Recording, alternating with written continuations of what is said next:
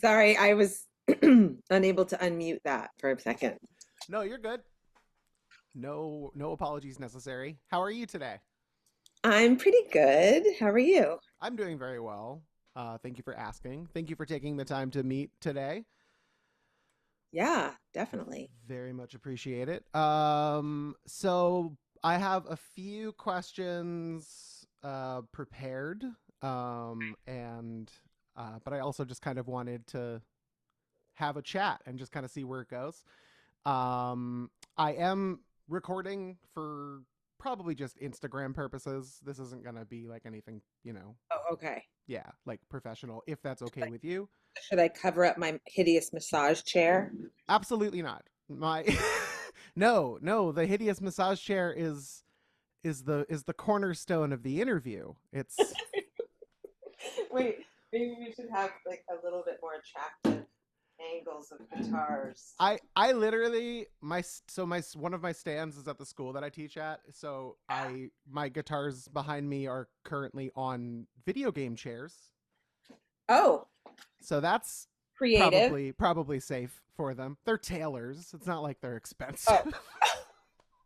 I thought tailors were good. I know they are. No, they're good. But yeah, it's okay. And also I have all of this, case detritus clutter in my I have background. So a cat. I have a cat teetering on the edge of a yes. balcony. My Yeah. my cat will probably make an appearance at some Oh, point. really? Yeah. Wouldn't it be cute if our cats met They'd be on best Zoom? friends. No, on Zoom. That would be so great. Oh my They could like sniff the cameras and it would smell like a camera. God. Uh-oh, Um, he's gone. no, kidding. What's your cat's name? That one is called Ace, and I have another one named Marzipan. Aw. What was the inspiration for both of those names? Marzipan, it makes no sense because I hate marzipan as a food, Yeah, it's but I gross. think it looks adorable. Yeah. So, and for some reason, when I got him, I felt like he was the color of marzipan, but he's totally not the color of marzipan. He's like taupe, dark, like brooding taupe with blue eyes. Mm-hmm. You And can he's, make marzipan like any color though, right? As long as you work some sort yeah, of I mean, you can like dye it and stuff, but like the actual almond paste is like right. more like your guitar that's back there behind you. It's like More big. of like a sandy. Yes, Yeah. Sandy. I should have called him Sandy. Wait, no, he's not Sandy. He's brooding taupe. That's not a good name. Yeah, taupe is weird. Brooding taupe. I'm sure there's like a more exotic sounding color that is like really close. Like so my car, for example, this is a really bad example, and I'm Yeah. also very ADHD, so sorry for the tangent. But my car is it's like this horrible metallic greenish brown color. It's like Oh, it's a Toyota RAV4. okay. And I don't know what to call it, and I looked it up, and it's called pyrite mica, which is just like I write like fool's this. gold poop. I don't know. Pyrite mica. I know. And it's like it sounds way more mysterious than it is. It literally just looks like a robot took a dump on my car. Oh, no. Cuz it's metallic and shiny and but it's Right. also sort of it's got like a I have a toddler, so it's got a little bit of like a toddler poop color, you know what I mean? Right. Or newborn baby poop. That's a color. Yes. Yes. Well, no, cuz that can be very anyway, I don't want to get into that. Yeah. So Those days are over. And looks and great and in velvet, but we are what 5 minutes into the interview and we've already talked about poop. This is yeah. gonna go great. Um, I'm gonna cut that for the gram.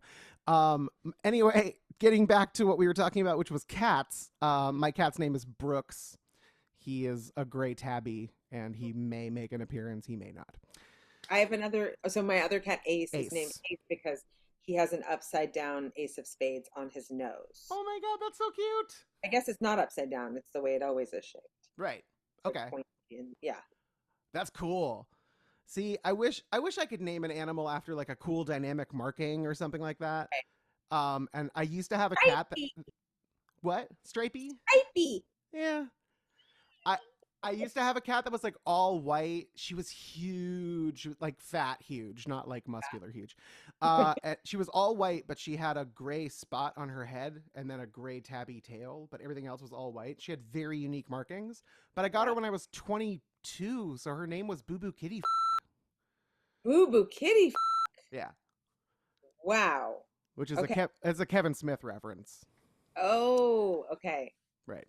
Didn't know that reference. It's fine. It's from Jay and Silent Bob Strike Back, um, which was a movie that came out maybe a few years before I got her. Uh-huh. Um, and there's a really cute and endearing scene where Jason Mewes' character Jay meets Shannon Elizabeth's character, whose name is Justice, and he starts flirting with her, and he starts using like street talk, and he calls her a bitch, and she's like, "Women don't like to be called bitches," and he's like, "Well, what do I call you then?" And she's like, "Something cute," and he's like, "Boo Boo Kitty." God. So it's really silly. Um, I can see why and you're attracted to it. oh yeah, and so I got when she passed, I got this tattoo. It's a character from a Kevin Smith movie called Mooby, the Golden Calf. And she has a little gray spot on her head like Boo Boo did, and then Oh, Boo Boo had a pink nose, so she has a pink ring. And then Boo Boo's favorite toy was a catnip banana, so she's holding a banana. cute. Yeah. So I love cats. I'm a cat And guy. way to memorialize her. Yeah. Well, she was my baby. I had her for 14 years. So yeah, Wow. I miss her to death. I don't miss like not being able to wear black without it being covered in white. Speaking of the Yeah, devil. I was gonna say like that. Hey, you ruined my life. You ruined my life. Get up here. But it's worth it. How old are they? Marzipan, I adopted him, I think he at 5, and that was 3 years ago. So Mm-hmm. 8. Cute. Really good at math. And then and then this one I got, he's probably almost 2. Cool. Very cool. Um, well, speaking of cats and music, this is the perfect segue. I can Uh-huh. show you my adorable punk rock cat ukulele. Oh my God. Did And you carve those, that yourself? no, I bought it myself. Wow. But it does have this really cool sound hole that faces you, which I love. And he's got it's really hard to tell, but he's got like a little chain like connected from his ear to like his like wallet or something. He's like super punk rock. It's very I love distortion. it. Um, and speaking of music, you have a new album I do. that is called The Road. Yeah. There are currently about 4 tracks available on Apple Music, which I have heard repeatedly, and I love them. Oh, really? I cannot wait for the rest of it to drop. Thank And I'm very excited because I know that there is vinyl. There is. Um, And tasty, tasty. did you hear about the special color? I did not.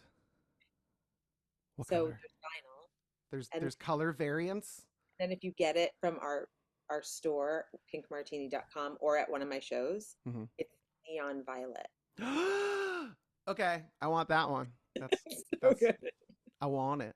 All right, so you are going to be performing at the Birchmere on June 5th, which is our nice little local dinner theater. I love the Birchmere. You have performed there Many times there. And repeatedly. I mean, Pink Martini performs there, and I even performed solo there on my last record. Yeah. So it's like familiar territory. So I was going to ask if there's anything that you like to do, like when you are in town performing at the Birchmere, or if it's just like more of a like hotel next venue kind of a Okay, situation. so it often is what you just described. Yeah. If I have time and ability to do something, I usually like to go to antique malls and vintage stores. Nice. And I often get something from the place where I am, and I just like to remember the place through that. So but like this, so I'm wearing this chain. Mm-hmm. This I got in Paris at the flea market. I And love so it. think about Paris all the time because I work there. Yeah. And it's just fun also to play in a place and wear something during the show that I got in that place. Absolutely. I don't travel that much anymore, but I was in a touring band for a little bit, and we played punk rock bowling in Las Vegas. And I'm not a pocket knife guy, but I mean, I Wow. I had to I had to get it when I was there because it's like, and it's just sitting on my desk in my studio. Like I'm never gonna take it camping. It's never gonna leave my house. But I will always think when I see that pocket knife, Vegas, Brings, baby. it brings you right back. It's It amazing. totally does. I love it. Yes. So Um, that's sort of, if I can do that, I like to do that. I have friends and cousins everywhere, so I always try to see my family and friends and is there a particular town when you're on the road? Which, by the way, get ready for a lot of those jokes. I'm sorry. Um, that I'm not from me. I just mean in even general. even from me, Right. I'll get Okay. so, Yeah. Puns. They're fun. I was in a theatrical performance about puns when I was in high school. Actually, really. it was a play on words. Um, so when you are on the road, is there anywhere in particular where your guest list is like bigger in this one particular place than in anywhere else on your tour? You know what I mean? Yes, I would say New York and Los Angeles. Ooh, yeah. Yeah. Okay. Is that mostly like friends, family, or is that mostly like industry? Because you're like, are you from Portland? No, I'm Okay. originally from Cambridge, Massachusetts. Cambridge. Uh-huh. And Love then it. New York. I Okay. lived in New York next, and then I moved to Portland. Love it. So, and my sister lives in LA. So, um, those cities, it's mainly friends and family. It's not industry Okay. people. Cool. I love that. So at least you find a way to like stay connected through traveling and through like work and promoting and I really do. I've actually, over the years, I've realized because of what I do, I'm more in touch with people, everyone than anyone else. You know, yeah, it's like, it's impossible to stay this current with people if you're not constantly coming to their town, right. you know? Or just like buried in Facebook or Oh, no, no, no. yeah, Not buried in Facebook. of Don't course. worry. Hey, me either.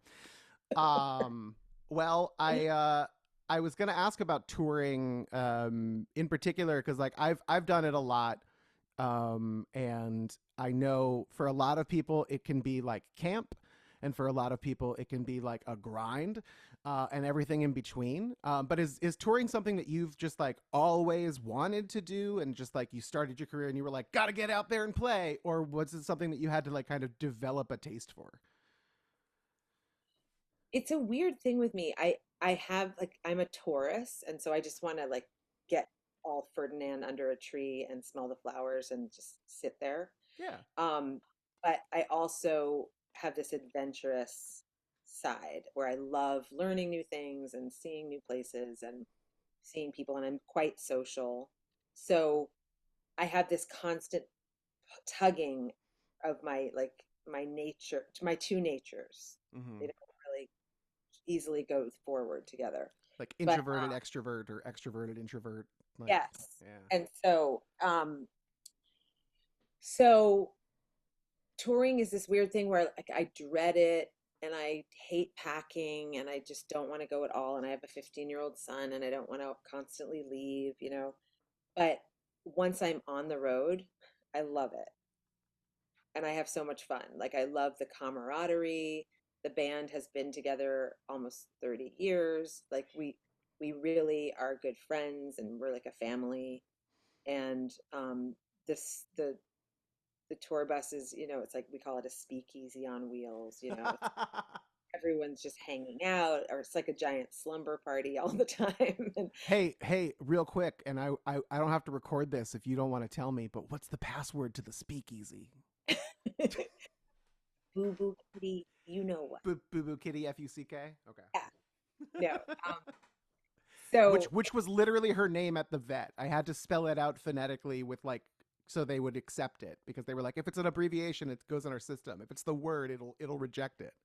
And I was like, okay. It's on her collar. It's her name. Oh, to be 22 again. oh God, yes. Um. Okay. So I like it's it. I really love it in a yeah. way.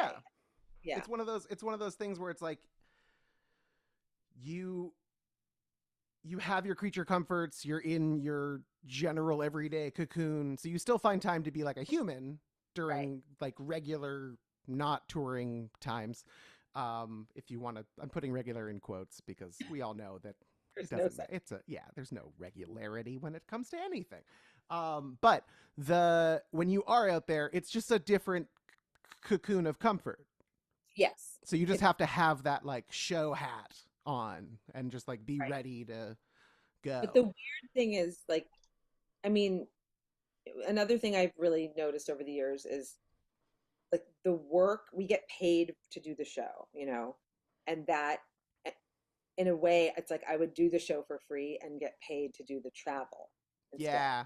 So it's like the show is so much fun and preparing, getting ready, it's like all of that slog. But then when you walk out on stage and you're all dolled up and you're ready to go, I just feel so much like I was born to do this. I feel so comfortable once I'm on the stage. Mm-hmm.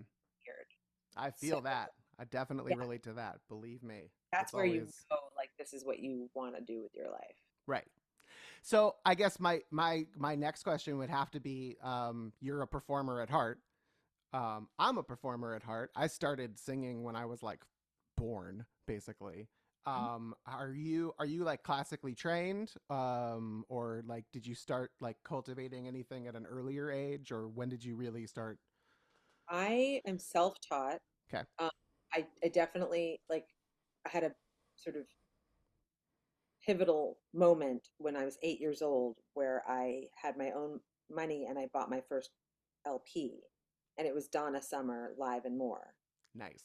It was in the late 70s where like it was all, Shalimar and Jody Watley and like, all of these R&B soul groups that I loved.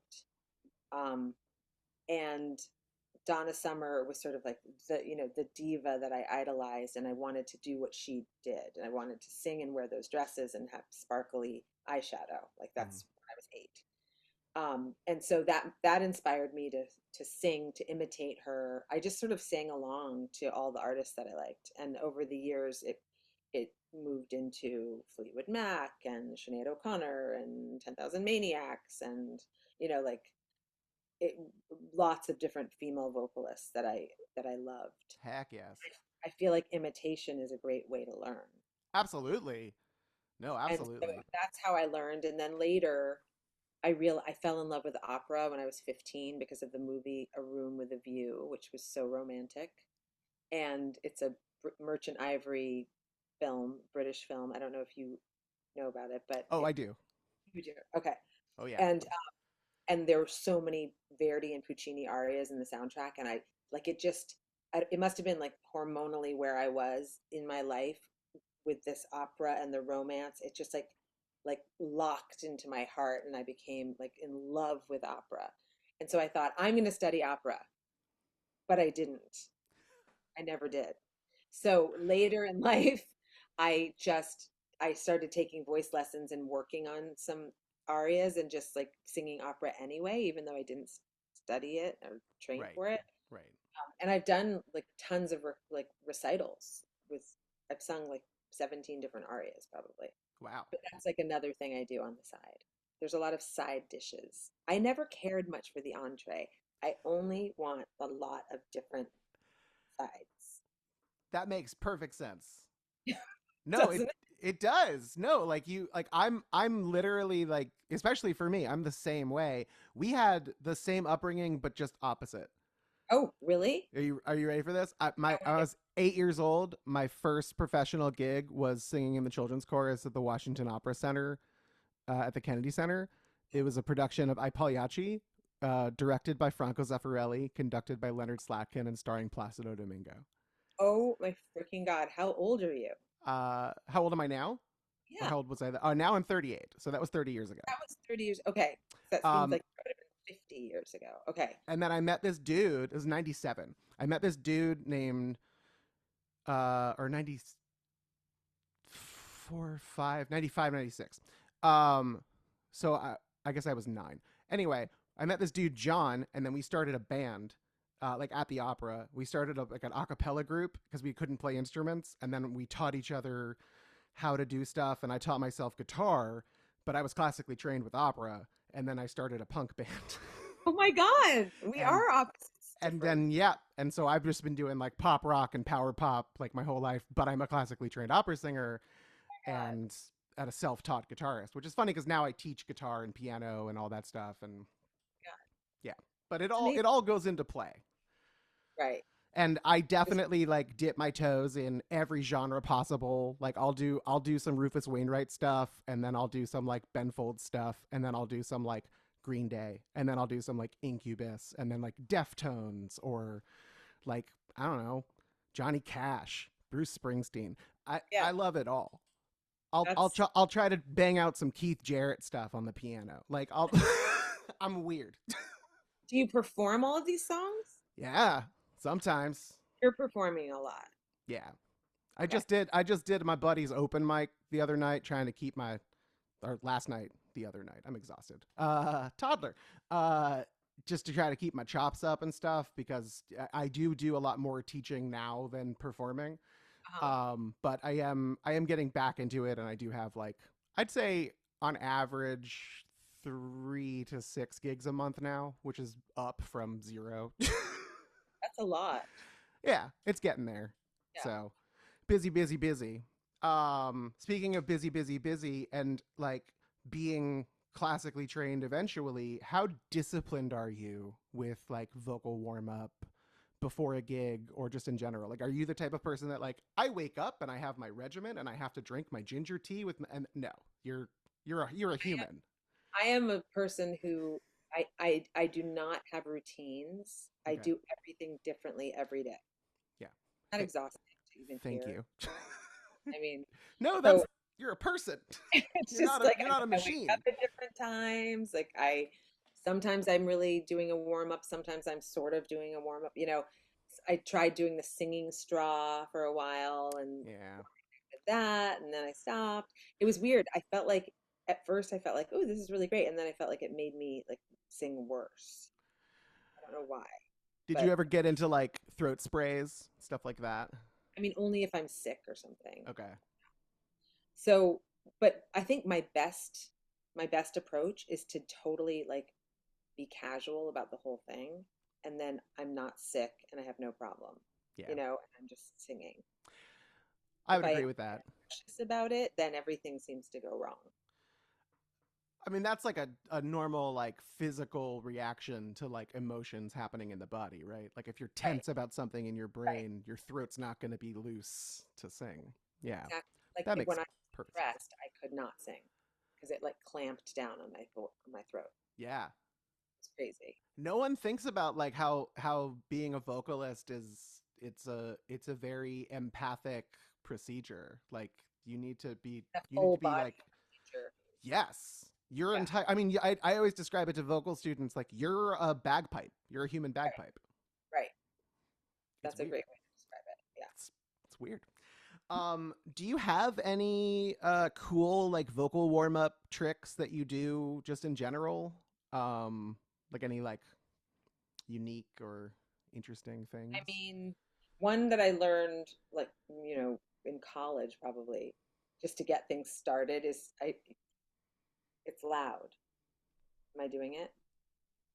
Am I doing Sure, it? you don't. I mean, you don't have to, but It's just like, like going as high as you can, like, right. And then "Whee!" like trail down. Yeah. And Yeah, then like get things going. Because I think getting the breath connected first is yeah. obviously a good thing to do. So there's a similar one with like it's like lip roll Hmm. sigh, I think is what it's called, where you just start at your highest pitch and then just while you come down. So it's very like Yeah. like Yes. that. Um, one thing that I picked up a while ago. Hi, Kitty. Is that's Ace? At the Hi, Ace. Show your face. Is you extend There's your marzipan. There's marzipan. marzipan.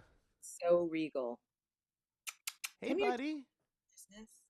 Pet, They pet, look pet, so pet, dark pet. right now Uh, on my screen. where's Brooks? Brooks. What were you Um, yeah, just a really quick one that I learned is you extend your jaw like as wide down as you can, stick out your tongue, and then just do like solfege on a vowel for a couple of bars. And it's like apparently it warms up your throat, your jaw, like your everything. But you have to like Since this, I'm the dentist, so ah, I can do this. yeah. It's like it's really dumb and it looks really like weird, but it Right. I swear to God it works. Like it Like warms up. lion Yeah, yoga, yeah. right?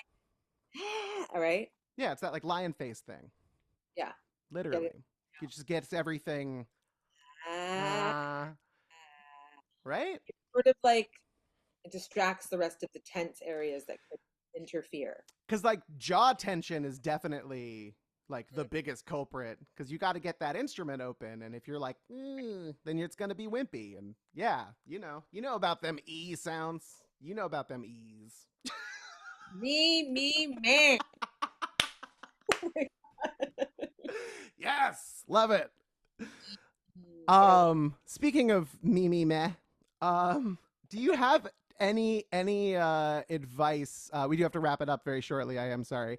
Do you have any advice for any kind of up and coming women in music that want a career in music?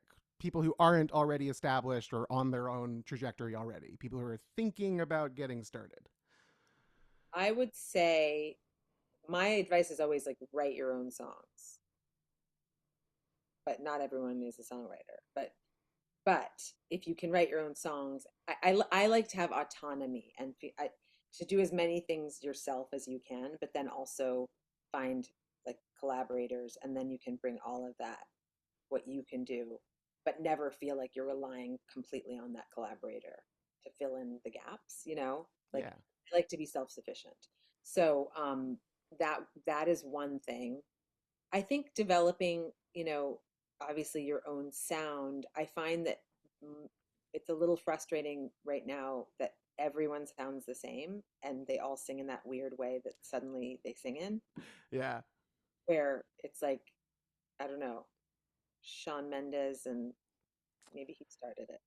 Um, Joist, just the word just is now joist. That's all I can say.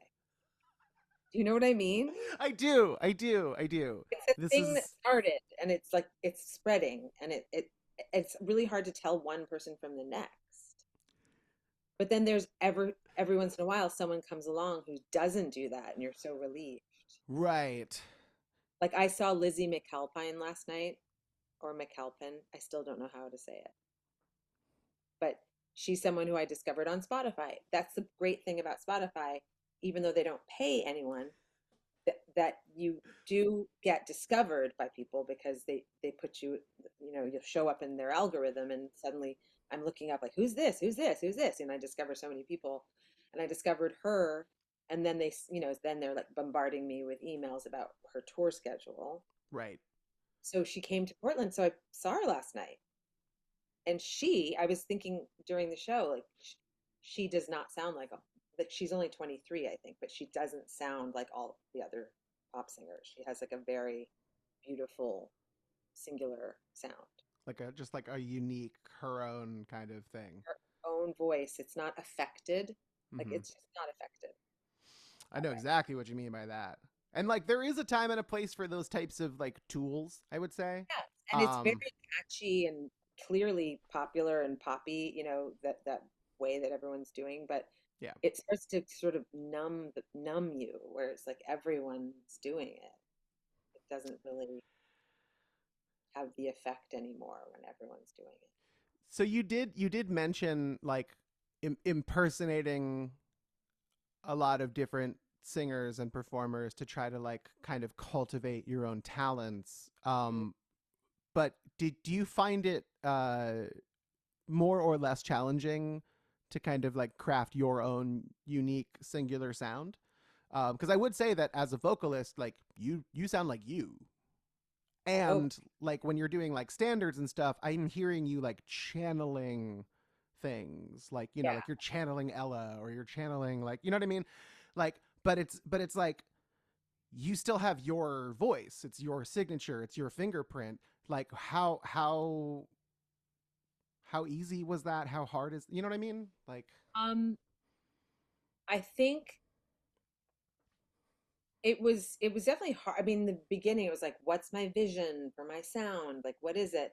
It's so hard to articulate when you're starting out. And then I think being in Pink Martini, went like in a different direction hmm, because I was originally a singer-songwriter, and now I'm singing in this band that does like old-fashioned covers and like songs in 25 languages, and it's just like a yeah. totally different thing. But it's really sort of, I think, helped sort of bring out like the fullness of me to do all of these styles.